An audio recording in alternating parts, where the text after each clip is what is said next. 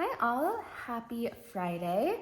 I wanted to jump in here with a quick budgeting tip. This is something that I have recently been kind of deep diving into, if you will, and that is lamination. So I decided to get a laminator because I wanted to create something related to like savings challenges, and I was like, I'll just print and laminate them on my own. And then I had the idea to laminate other things as well, since I have the tools. And so I kind of came up with this idea that I think is also kind of related to saving money, which is that you can laminate some of your favorite sticky notes and papers and things like that so that you can reuse them. So instead of, like, say I really liked this came from a notepad, I tore the pieces off. Rather than buying a whole nother set of these, I can just laminate it and reuse it as much as I want. So that's what I kind of tested out here, and I just wanted to give you a little overview of what I did and some of the tools that I used. So I have a collection of like random ad hoc little papers and things like that that I collect and keep to use as like scrap paper. So if I have, like, and this is like the last sheet of this notepad, I'm gonna keep it until I use it. So I went through my little stash and pulled things that I felt like I might use on a recurring basis, and I laminated them, and I'll give you a walkthrough of what I did. So this again was just a cute little desk note paper. It's a nice thick piece of paper, and you can say like important nonsense, whatever. There's nothing on the back. So that was the first one. And then I made this little list insert. So this actually was an insert for a six punch planner, and then I just cut off the hole punches because I didn't need them in this instance. So it's just a list back and front, so I can use that. And you can see here I just started listing some things. And then here is so these all go together, if you can't tell. Same designer. This is a task list, like where you can go through and like organize your tasks by priority and delegate and things like that. So again, this is double-sided. I just put as an example, my first task is to laminate. I did that today. I'm not going to delegate it. So again, I can kind of, if I wanted to start over, I can just erase that, and I've got a clean slate again. This is similar. This is a purchase tracker. So I thought I would keep this in my planner that lives on my counter, and that way I can track, like, if I purchase, for example, let's say today I purchased something from Amazon,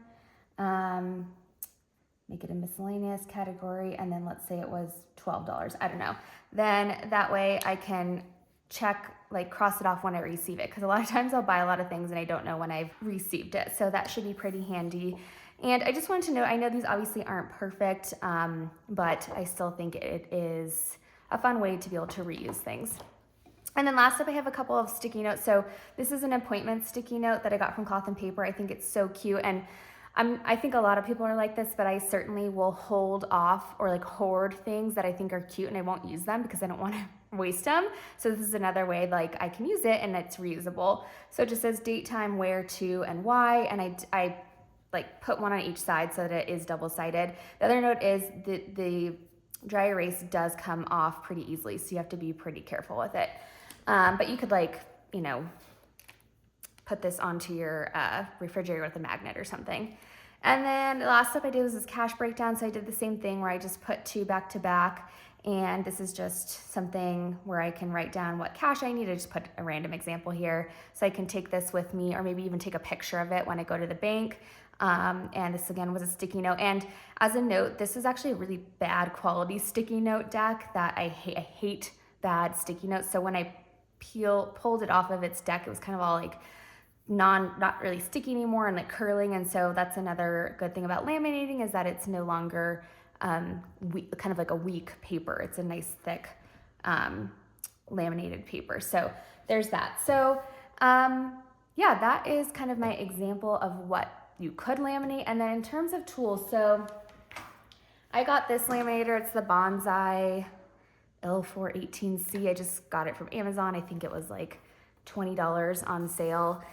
It works perfectly fine. You can do 3mm and 5mm. So 3mm is what I did for all these. That's kind of the standard normal paper. And then 5mm would be like a thicker paper that you would use like a different sheet for.